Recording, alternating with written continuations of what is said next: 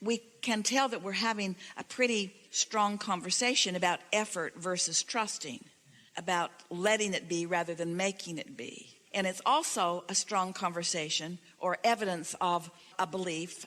It's sort of like pushing the noodle. It's the difference between allowing it to unfold and trying to make it unfold. And there's a belief within you, it's within a lot of people, that says, my attention to it and my effort factor are what are going to make this go. And we say, it's actually the other way around. It's your absence of resistance that's going to let something that you want go. It's not your attention to it and your hard work and effort that makes it go.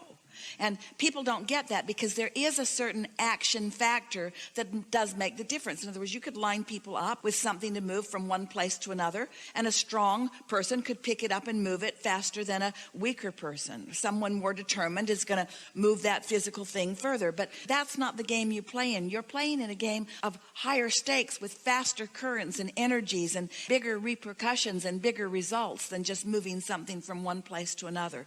So don't let yourself be confused about what a little bit of mediocre action can accomplish in relationship with what true alignment to the energy that creates worlds can accomplish. And sometimes people sacrifice their alignment and all of that power for just using their brute strength or willingness to dig in with their minds to accomplish something. Did you hear that? And you know how you can tell the difference? By how it feels.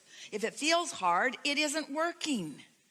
If it feels hard, you're working. It isn't working. Allowing the universe to provide is really what you're wanting to have at the basis of all of this. You're thinking things into being. You're not doing things into being. You're finding a vibration that then allows a thought. And when you receive the thought, which inspires an action, that's a whole other thing than making something happen by realizing that you've got to dig in and make it happen. Can you feel the difference? It would be like saying, I've lived enough life to know what I want relative to, let's say, a relationship. Just stay with us for a moment. And I don't currently have that dominant, significant relationship that I want. But I've lived enough life and I've put it into the vortex. So now I'm going to trust the universe to yield it to me through my path of least resistance. And then you get an idea. I'm going to do online dating. Well, you want to ask yourself, where did that idea come from? Did it come from here or did it come from here? Is it effort? Is it logic and statistics? Or was it truly an inspired thought? Or I'm wanting to create a magnificent business enterprise and I put all of my desires and interests into my vortex and then I get an idea. Well, did the idea come from alignment or is it an action-oriented idea that I've tried before? You have to play with this a little bit before you know the difference. Just have to play with it for a while. And soon you'll be able to tell the difference about where the impulse is coming from the receiving mode of my connection with Source or from the receiving mode of me just being tired of not having what I want. You're always in some receiving mode because your tuner is always on. You just want to be aware of what you've got it tuned to. And you can tell that in a pretty accurate way by just assessing what's my general mood been today.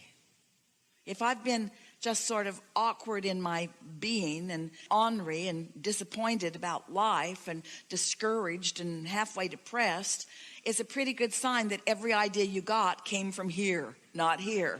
What's my mood? And if that's been your mood, then when you go to bed tonight, say, I'm going to leave these thoughts and these moods somewhere else, because while I sleep, the momentum of all of that will subside. And when I awaken, I'm going to be in a new place. And then when you wake up, acknowledge that you're in a new place. And if you can find time to meditate for 15 minutes, and we know you can, quiet your mind and reset yourself, and then notice how this day plays out.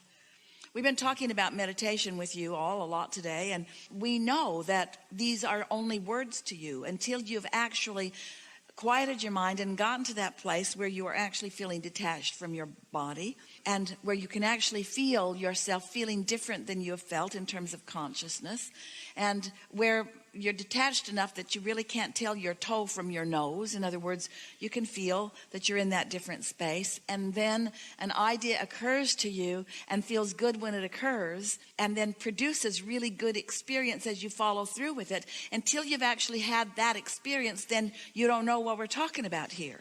You haven't personally and consciously accessed the energy that creates worlds for your personal creation. And so Esther's been noticing there are a couple of people in her life that she really likes a lot and thinks a lot about, and they are often presenting to her a conundrum that they can't quite work through, and she's been wanting so much for them to discover the magic and the clarity and the power of meditation, but they just don't quite go there. They just don't quite go there. Someone gave her a really good analogy the other day. It's like getting in your car to go somewhere and refusing to bring your keys. So you almost got it all right. You went to the garage, you got in the vehicle, you opened the garage door, but you refused to bring your keys.